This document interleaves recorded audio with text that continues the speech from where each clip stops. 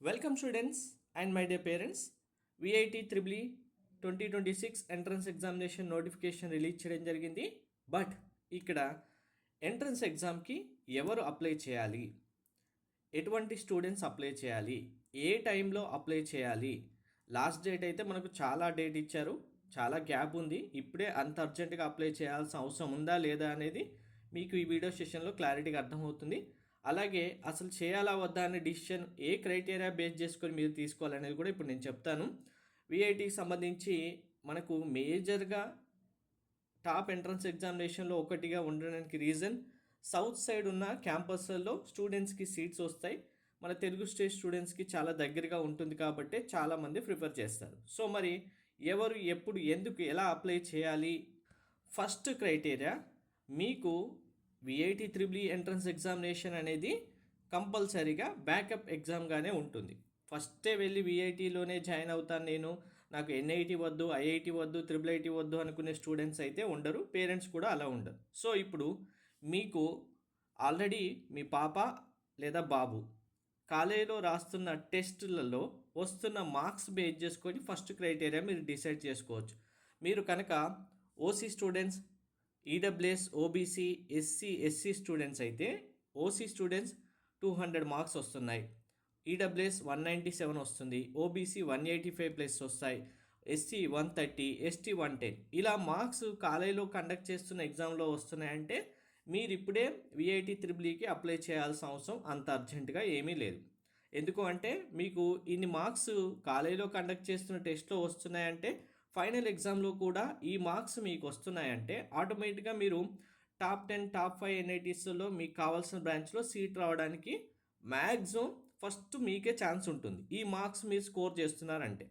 లేదు ఇంతకంటే తక్కువ మార్క్స్, ఇంకా లీస్ట్ మార్క్స్ ఎంత అంటే కనుక మీరు కనుక ఓసీ స్టూడెంట్స్ మినిమం 150 కూడా రావట్లేదు, ఈడబ్ల్యూఎస్ ఆల్మోస్ట్ సేమ్ 150 కూడా రావట్లేదు, నెక్స్ట్ ఓబీసీ స్టూడెంట్స్ మీకు 140 కూడా రావట్లేదు, ఇంకా ఎస్సీ స్టూడెంట్స్ 120 కూడా రావట్లేదు, ఎస్టీ స్టూడెంట్స్ మినిమం 80 కూడా రావట్లేదు అనుకున్న స్టూడెంట్స్ ఉంటే ఎస్సీ స్టూడెంట్స్ 110 కూడా చేసుకోండి, మినిమం 120, మినిమం ఈ స్కోర్ కూడా రావట్లేదు కాలేజీలో రాస్తున్న ఎగ్జామ్లో అంటే మీరు ఆలోచించుకోండి.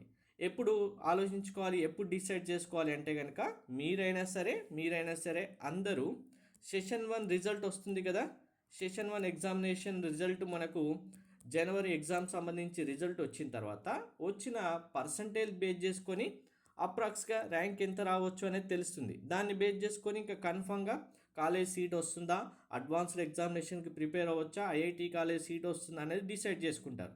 సో అప్పటి వరకు మీరు వెయిట్ చేయొచ్చు, ఎందుకంటే అప్లై చేయడానికి డేట్ మీకు మార్చ్ 31 వరకు ఉంది. మనకు జనవరి సెషన్ యొక్క రిజల్ట్ ఫిబ్రవరిలో వచ్చేస్తాయి. ఫిబ్రవరి మీకు అప్పుడే సెషన్ 1 రిజల్ట్ తెలిసిపోతుంది, దాన్ని బట్టి ర్యాంక్ కూడా అర్థమవుతుంది కాబట్టి అప్పుడు అప్లై చేసుకోవచ్చు. ఇది కాకుండా ఇంకొక మెయిన్ క్రైటీరియా ఉంది. విఐటి యూనివర్సిటీలో మీరు చదవడానికి ఫీ స్ట్రక్చర్, ఇంత ఫీ అమౌంట్ మీరు పే చేయగలుగుతాం, మా దగ్గర అంత కేపబిలిటీ ఉంది అన్న వాళ్ళే ముందు డిసైడ్ చేసుకోవడం బెస్ట్. ఎంట్రన్స్ ఎగ్జామినేషన్ రాసి అక్కడ కావాల్సిన ర్యాంకు రాకపోవడం వల్ల ఎక్కువ ఫీ అమౌంట్ పెట్టి మళ్ళీ పే చేయలేము మేము అనుకునే స్టూడెంట్స్ ఆర్ పేరెంట్స్ ఉంటే ముందు ఫీ స్ట్రక్చర్ తెలుసుకొని దాన్ని బేస్ చేసుకొని కూడా మీరు డిసిషన్ అయితే తీసుకోవచ్చు. అనవసరంగా ఎగ్జామ్ రాసి మళ్ళీ ఎగ్జామ్ ఫీజు వేస్ట్ అయిపోయి ఇంకొక ఎగ్జామినేషన్ రాయకుండా ఉండేలాగా బదులు ముందే తెలుసుకోవడం చాలా ఇంపార్టెంట్. ఎందుకంటే ఇక్కడ గ్రూప్ బి ఏదైతే ఉందో ఇదే ఫీ స్ట్రక్చర్ మీకు.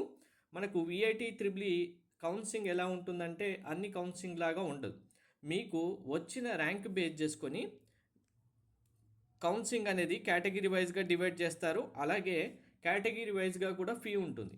మీకు వచ్చిన ర్యాంక్కి ఫస్ట్ కేటగిరీలో సీట్ వస్తే కనుక మీ యొక్క కాలేజ్ ఫీజు విఐటి త్రిబుల్కి సంబంధించి 2 lakhs మాత్రం ఉంటుంది.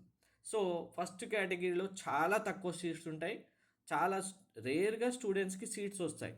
నెక్స్ట్ సెకండ్ కేటగిరీలో మీకు సీట్ వస్తే మీరు పే చేయాల్సిన ఫీజు 3 lakhs ఉంటుంది. థర్డ్ కేటగిరీలో వస్తే 4 lakhs, ఫోర్త్ కేటగిరీలో వస్తే 4,50,000, ఫిఫ్త్ కేటగిరీలో వస్తే 5 lakhs. మ్యాక్సిమం నెంబర్ ఆఫ్ స్టూడెంట్స్కి ఇక్కడ నుంచే సీట్స్ వస్తాయి, థర్డ్ కేటగిరీ నుంచి ఫిఫ్త్ కేటగిరీ, ఎందుకంటే ఫస్ట్ సెకండ్ కేటగిరీలో చాలా తక్కువ సీట్స్ ఇస్తారు కాబట్టి. అప్పుడు మీ యొక్క fee structure 4 to 5 lakhs 1 year కంటే మినిమం మీ దగ్గర ఉండాల్సిన అమౌంట్ 4 yearsకి, అదే మీరు ఇక్కడ 5th కేటగిరీ అయితే 5 into 4 20 lakhs మీ దగ్గర కంపల్సరీగా ఫీ అమౌంట్ ఉండాల్సిందే. ఇది ఓన్లీ కాలేజ్ ఫీజు మాత్రమే. అదే 4 lakhs అయినా మీ దగ్గర ఉండాల్సింది 16 lakhs 4 yearsకి, ఓన్లీ కాలేజ్ ఫీజు. ఇంకా హాస్టల్ మెస్ ఫీజు అనేది మినిమం మీకు 1.5 lakhs ఉంటుంది ఇయర్కి. అంటే హాస్టల్ ఫీజే మీకు 6 lakhs మినిమం అవుతుంది. సో ఇక్కడ మీరు ఒకవేళ 4th or 5th కేటగిరీలో జాయిన్ అయితే అరౌండ్ ఇక్కడ 20 lakhs college fees plus 6 lakhs hostel fees 26 lakhs అవుతుంది.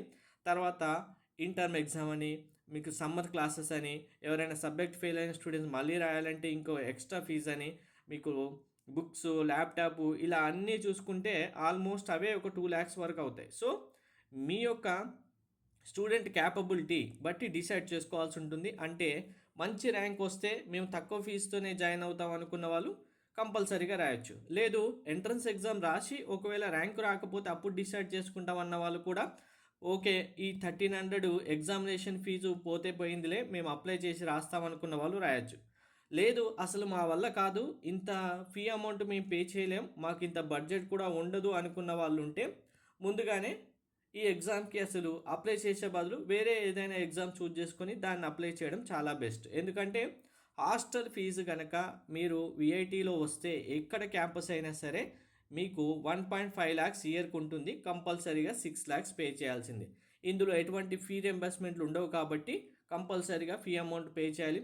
సార్ మరి మాకు బ్యాంక్ లోను తీసుకుంటాం, బ్యాంక్ లోన్ రాదా అంటే ఎస్ వస్తుంది. బ్యాంక్ లోన్తో వెళ్తాం, మాకు ప్రాబ్లం ఏం లేదు అనుకున్న వాళ్ళైతే చేసుకోవచ్చు. ఇది ఎవరు అప్లై చేయాలన్న దానికి డిసిషన్ క్రైటీరియా. వీటన్నిటిని బేస్ చేసుకొని విఐటి త్రిబుల్ రాయాలా వద్దా, రాస్తే ఎప్పుడు అప్లై చేయాలనేది కూడా ఇప్పుడు డేట్ చెప్పాను కదా, అప్పటి వరకు చూసుకొని ఆ తర్వాత చేయండి. ఇప్పుడే నోటిఫికేషన్ రాగానే హరిగా ముందే అప్లై చేసేసుకొని మళ్ళీ ఇక్కడ ఎగ్జామ్ ప్యాటర్న్ కూడా మీకు ఇంగ్లీష్ యాడ్ అయి ఉంటుంది, యాప్ట్యూడ్ యాడ్ అయి ఉంటుంది. ఈ రెండు చదవకుండా నేను వెళ్ళి రాస్తాను అంటే కనుక మార్క్స్ రావు. అప్పుడు మార్క్స్ రావదంటే ఆటోమేటిక్గా ర్యాంక్ రాదు. దానివల్ల కూడా యూజ్ ఉండదు. స్టూడెంట్కి ఎంత బర్డెన్ అవుతుంది ఎగ్జామ్ అనేది కూడా చూసుకోండి ప్రతి ఒక్కరు. అనవసరంగా అప్లై చేసేసి ర్యాంకు రాకుండా ఉంటే దానివల్ల కూడా యూజ్ ఉండదు. సో ఒక్కొక్క ఎగ్జామ్కి ఒక్కొక్క క్రైటీరియా బేస్ చేసుకొని మీ డిసిషన్ అయితే తీసుకోవాలి. కరెక్ట్గా డిసిషన్ తీసుకొని కరెక్ట్గా మీరు ఏ ఎగ్జామ్స్ రాయాలనేది ముందుగా డిసైడ్ చేసుకుని ఆ డిసిషన్ క్రైటీరియా బేస్ చేసుకొని మీరు ఎగ్జామ్స్ అప్లై చేసి రాస్తేనే మంచి టాప్ కాలేజీలో, బెస్ట్ కాలేజీలో సీట్ రావడం జరుగుతుంది. ఆటోమేటిక్గా మీకు మంచి ఫ్యూచర్ కూడా ఉంటుంది. Thank you. విఐటీకి సంబంధించి ఏమైనా డౌట్స్ ఉంటే కామెంట్లో మెన్షన్ చేయండి.